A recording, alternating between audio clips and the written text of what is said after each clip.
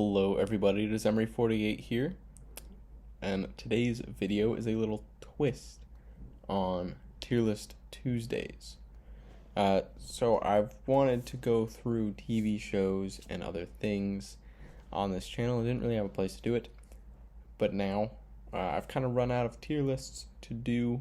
I don't really have many thoughts of ones to do on there. So if you do still want to see more tier lists, please let me know which ones you want to see me do down below, and I'll get back into those at some point. But for now, we are moving on to still doing a ranking system, but not quite a tier list. This time, it's going to be for Man in the Arena, Tom Brady's show on ESPN Disney+. So I've ranked the 10 episodes from 10 to 1 in which one was my favorite. So we'll start from the bottom with number 5, which is titled No Guarantees. This one has his injury and the second loss to the New York Giants. The guests on this one are his sisters and somebody else. This one, the losses aren't fun, and reliving the losses are not fun. The family aspect of it I didn't find as interesting as getting thoughts from other former players.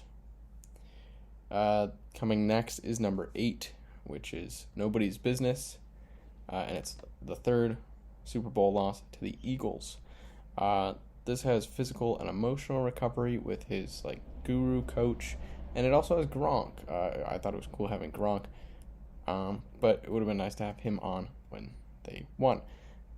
Coming in next is number 4, Goliaths, and this is the first loss to the Giants when they were undefeated going into the playoffs. Now, I am a Patriots fan, so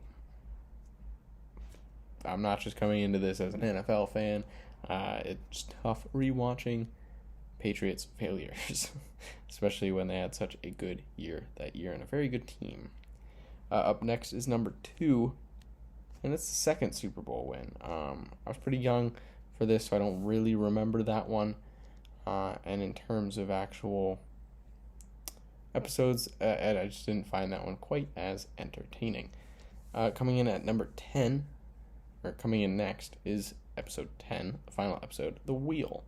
And this is his move to the Buccaneers and his win in the Super Bowl there. And that one is a bittersweet episode. They won, and I did want the Buccaneers to win that Super Bowl that year once they made it to the playoffs.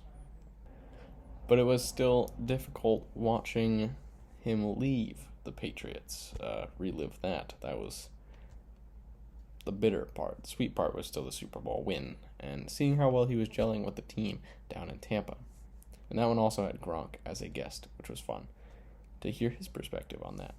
Coming up next is number 7, episode 7, Surrender, which is the Deflategate response. This is the one with his sisters. I don't remember what family it was. I wasn't specific enough in the other one, so that's interesting. But this was win number 5 against the Falcons, which is my favorite Super Bowl for the Patriots, but episode-wise, it wasn't the most entertaining. Coming up next at number 4 is episode 3, The Edge, and this is the third Super Bowl, and this had Teddy Bruschi, and Teddy Bruschi is the main reason why this is higher up on the list. He was an incredible guest and just had a lot of really cool insights from the early era of the New England Patriots, or I guess early era of the dynasty, the early 2000s. Coming in third is number 9, Maybe. This was Edelman as the guest, and win number 6 against the Rams, his final win on the Patriots. That was a really good one. Edelman, I was waiting for his episode because I really like Julian Edelman in general, and all of his interview bits were really good and funny, insightful. Overall, really liked that interview. Coming in at number 2 is episode 6, Stop the Bleeding. This is the Deflategate season and win number 4 against the Seahawks. This one they had Richard Sherman on, which I thought was very interesting, and I was not expecting that. So that was a really cool episode, being able to see Richard Sherman talk about that whole season was incredible. And my favorite episode of Man in the Arena was episode number 1. It had Drew Bledsoe as one of the guests, and it went over the Bledsoe injury and Brady coming in and the first Super Bowl win. And I didn't realize that Bledsoe actually ended up playing against the Steelers in that playoffs in the AFC Championship. But then Brady came back and played in the Super Bowl. That's a story that, as a Patriots fan, you know a lot about, or I guess you know of, but I never knew all of the details, so it was really cool to go and actually watch it through, and having Drew Bledsoe there really gave his side of the perspective, and you really saw how good of a teammate he was through that.